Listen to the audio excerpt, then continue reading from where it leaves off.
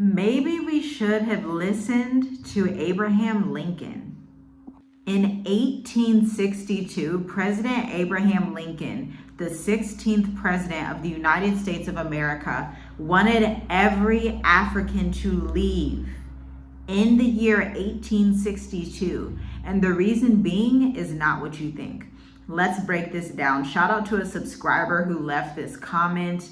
This is gold, and I want everybody in our community to hear this. So like this video, share this video with 5 people because this is going to blow your mind.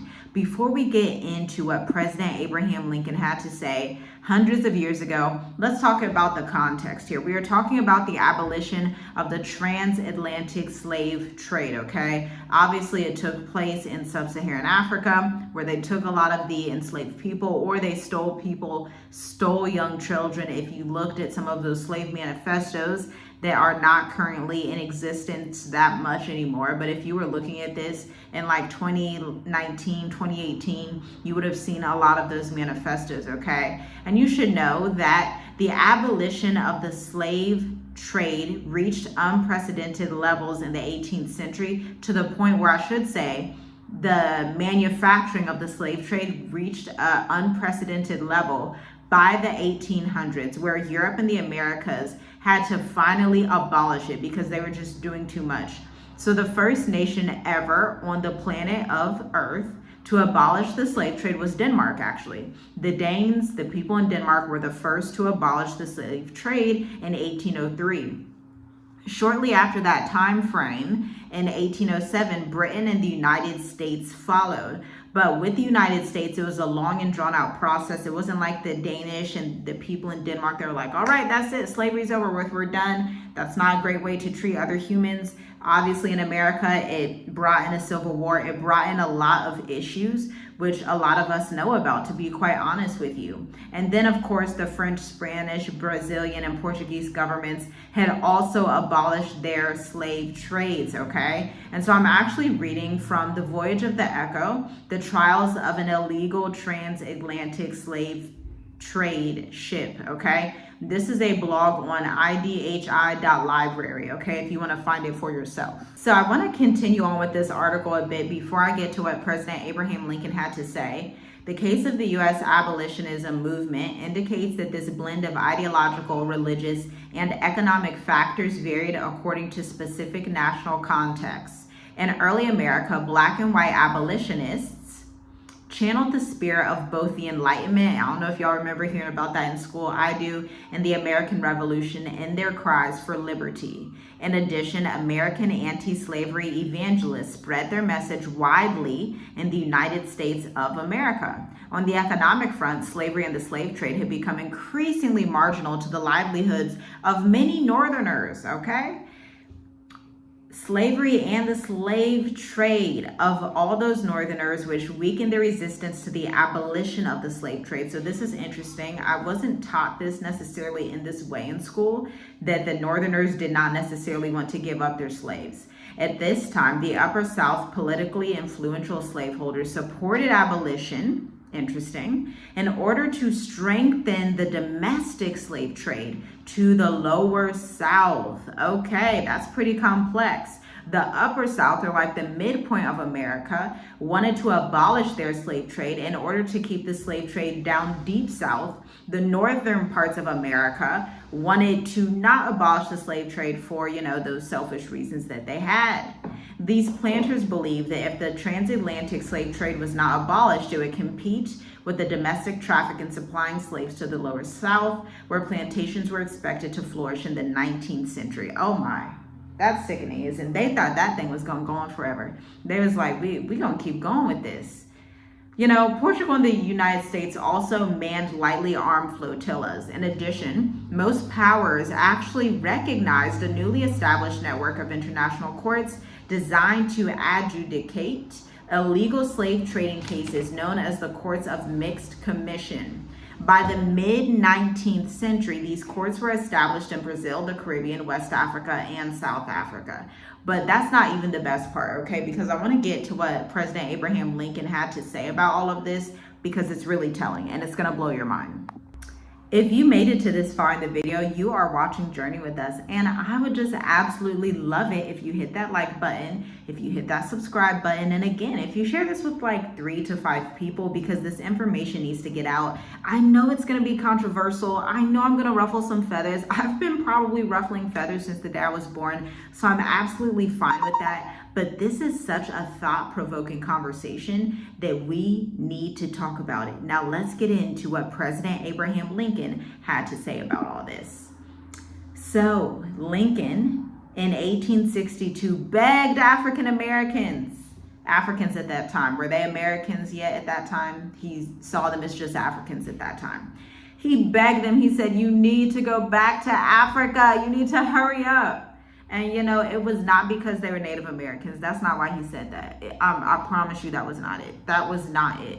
Like, we have very Negroid features. A lot of us do not look Native American. Some do, most don't. I know I have like 1% Peruvian DNA, Native American DNA, but let's be generous. Let's say if I have 5%, your girl would still be here in Africa because I'm mostly African by my ancestral makeup. So I just wanted to clear that up. But here's what he said. He said, y'all need to leave because after slavery is over, you will never be seen as equal to European Americans. All right, we are actually reading his quote, Abraham Lincoln, August 14th, 1862, okay? The Abraham Lincoln Association of Springfield, Illinois. All right, my goodness. This is in the N.J. Rutgers University Press of 1953 is when it was actually published in that specific press. So here's President Abraham Lincoln speaking. You and we are different races. We have between us a broader difference than exists between almost any other two races. I totally agree with that. Even being like around Asian people a lot more, especially people of Indian descent, a lot of us do look similar. A lot of us, we don't look as not similar as you would take like a European American and an African American, right? Surely if you are someone who has spent time in Mexico, surely if you're someone who has spent time in South America where it's not super whited out, you would have that same thought process amongst some of those people, even though we look the most like sub-Saharan African people. So absolutely. Then he proceeds to say, whether it is right or wrong, I need not discuss, but this physical difference is a great disadvantage to us both, as I think your race suffers very greatly, many of them by living among us, while ours suffer from your presence. In a word, we suffer on each side. If this is admitted, it affords a reason why we should be separated. You here are free men, I suppose. A voice said, yes, sir. Yes, sir. We are free men. President Lincoln proceeds on to say, perhaps you have been free all of your lives. Your race are suffering, in my judgment, the greatest wrong that has ever been done and inflicted on any people, page 372. But even when you cease to be slaves, you are yet far removed from being placed on an equality with the white race in America, obviously. You are cut off from many of the advantages which the other race enjoys. The aspiration of men is to enjoy equality with the best when free. But on the broad continent of America, not a single man of your race is made the equal of a single man of ours. Go where you are treated best, and the ban is still upon you. Abraham Lincoln, August 14th, 1862. I'm gonna let that sit. I know that was a lot. I'm gonna let that sit, but I'm gonna tell you what. When I was 18, 19 years old, I came to that conclusion as well, okay? And that's when I started to plan to move to Africa with my husband. We had children at the time. We were young parents. So that totally accurate. And even more than that, I think maybe in even my younger years, I would have perceived that comment as quote unquote racist. I would have been like, oh, they just don't want us here, blah, blah, blah, blah, blah, oh, blah. But he's right. If you look at the plight of African Americans in Africa, then you look at the plight of different indigenous tribes around the world, be they Africans, whoever, and you're just left wondering, especially when you think about the culture. I am someone who believes the culture in America is complete trash, complete rubbish, complete just it's an atrocity. That's truly what I believe. There were times in the 1920s, the 50s, where the culture was a little bit better, obviously, but still, I don't align with American culture, be it white or black. I just deeply do not align with American culture for a variety of reasons. LGBTQ, the hustle culture, the non-organic culture, the aggressiveness of the people. I can go on, and I have gone on in other videos on our channel. But I mean, this is deep. I read this and I showed it to my husband, and he's like, yeah, that's what it is. But I find it so odd because I assume he's talking to a man that had been freed from slavery. And I assume the conversation, these are assumptions now at this point, based on the context that I do have, I assume that the conversation is something along the lines of, they want to stay in America. They want to stay near the white man. They want to do all these things and just kind of still have that proximity to the slave, to their slave owners, essentially.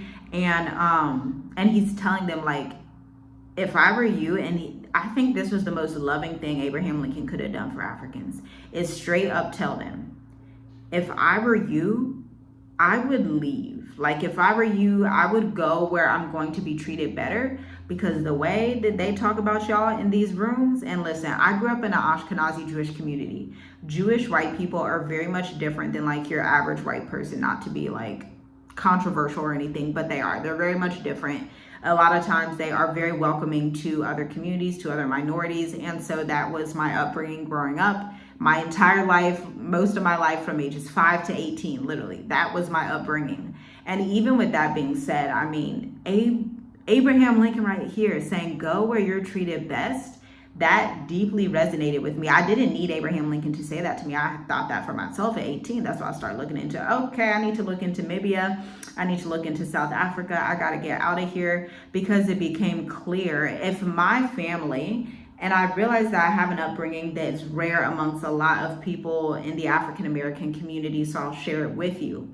If my family, both coming from college educated backgrounds, both coming from families that were very well to do, if my family can be in the position of having their dream life, the white picket fence, the 2 kids, the nice house they own, they've had homes in their generations for quite a while. And so if my family can come from that and raise me in that, and for me to still think, okay, this ain't it though. A lot of us think, well, let me just get another college degree. Let me just make more money and then I'll be equal. Let me just do this. And it's like, that's never going to happen. It's never going to happen. Not only is it never going to happen, but America isn't even worth it at this rate. I'll be honest with you. America's not worth it. The way that I've been looking at some of these different cultures in Eastern Europe, in Asia, all across Africa, I'm just like, it's a new level of being aware, like, America's such a scam. Even for white people, it's a scam. And even they're starting to realize it. And so that's what I'll leave you with in this video. I can go on and on with this topic for a very long time, as you can imagine.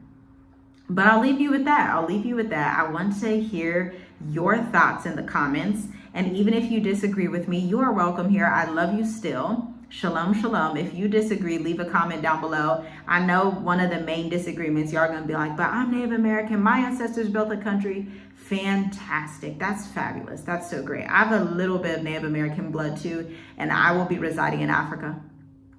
Yep, I'm telling you, you will see me in Africa or Asia.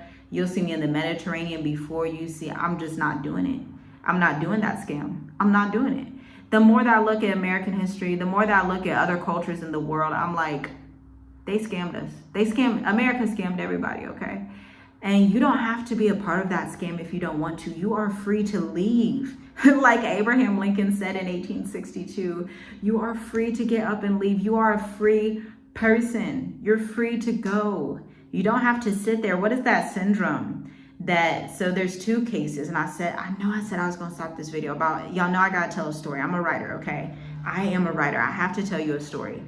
And so what is that syndrome? I know somebody's going to leave it in the comments, where somebody is like kidnapped, like a child is kidnapped, and they don't want to leave the person that kidnapped them because they're so used to being around that person that is abusive and oppressive toward them as a child. And then my other analogy is actually, if you guys have ever had a friend, I had a friend like this. I've had a couple of friends like this. I had one friend like this as a teenager, and then one in my adult years. One of my friends that would just get beat up by her toxic boyfriend, like physically hurt, and she would always go back. Always. And like you'd be trying to help and they're like, no. And it's like, okay, you asked for my help. But that's the type of energy that I get when a lot of people want to stay in America. That's the same energy, because he's literally talking to Africans in 1862 saying, y'all need to figure out how to find y'all way back home. They're never going to see you as equal. Just understand that. I believe that 120,000%, as y'all can tell. But that's it for this video. Shalom, shalom. I'll see you in the next one. If you have any more thought-provoking passages like this, feel free to drop them in the comments. Maybe I'll share yours next. See you next time.